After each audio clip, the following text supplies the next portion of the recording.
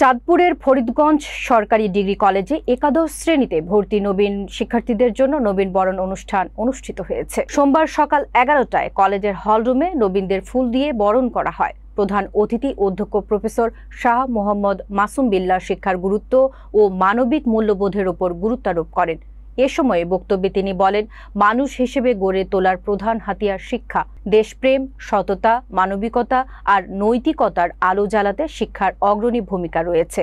আজকের এই নবীনরাই জাতীয় নেতৃত্ব বের হয়ে বাংলাদেশকে এগিয়ে নেবে, এমনটা প্রত্যাশা করেছেন তিনি নবীনদের ভবিষ্যতে জাতীয় নেতৃত্ব হিসেবে দায়িত্বশীল হওয়ার প্রত্যাশা ব্যক্ত করেন।